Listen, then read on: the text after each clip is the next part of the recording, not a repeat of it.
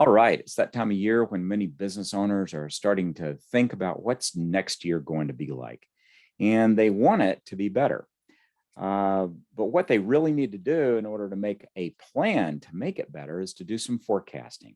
And there are three keys to good forecasting that I'd like to review. I'm Gerald Hutchinson, your Action Coach Business Accelerator. And the first key to good forecasting is looking backwards, not forwards, but what did you do? So this curve represents the entire revenue that you were able to produce in the past year. Now, some of the things didn't create that much impact overall on your revenue. Some things were high priced and, maybe whales. And they could have had a big impact, but it's likely that most, according to standard curve mathematics, most of your revenue is going to come from the things that are neither the low end or the high end of your products and services. Probably you want to reproduce these over and over, unless you're grinding, in which case that's a different issue where you got to reconsider your business model and perhaps push things over into a higher category.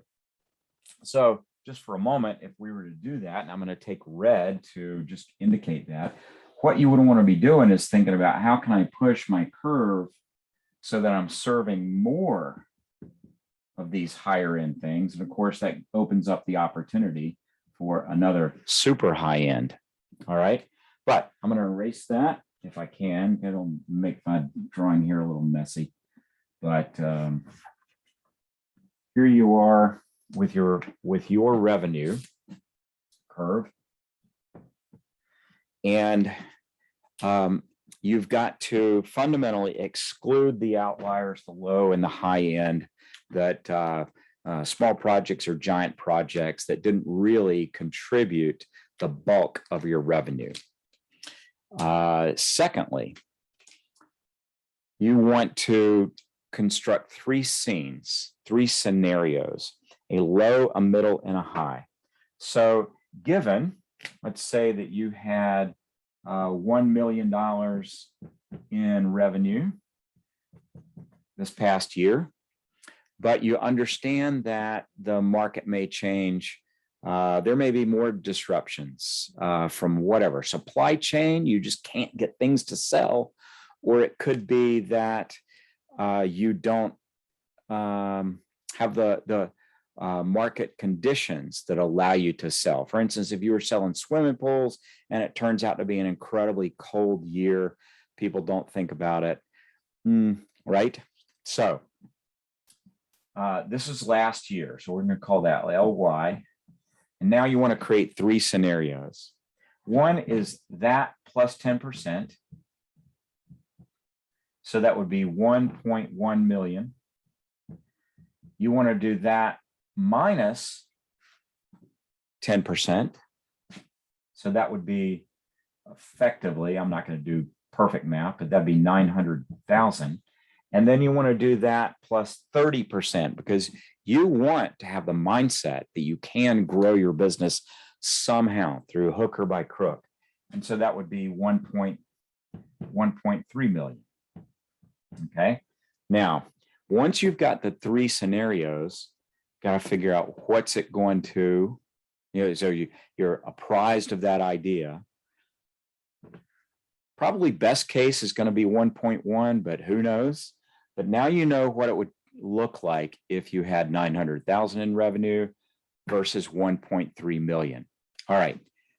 So you've got the scenarios in terms of numbers, but now you've got to do a little bit more pencil sharpened work, mathematics, to figure out, if I were to do that, how much more labor is it going to take? Do I have the capacity to do that? Am I going to have to hire new workers? What's my training budget going to be? How much money am I going to have to spend on marketing in order to do that? If we end up having a bad year, am I going to have to let a couple of employees go? What's that look like? If you're just doing a 10% increase from year over year, you're going to have, a good 5-year run. That's pretty good. And that would be on average.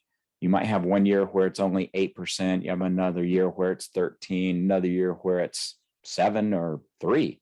But another year you might have a 20 or 30% increase. So you've got to take that into account. And maybe, depending on how old your business is, you may want to go back and look at the rate increase year over year for the past several years. Now, there are inflection points.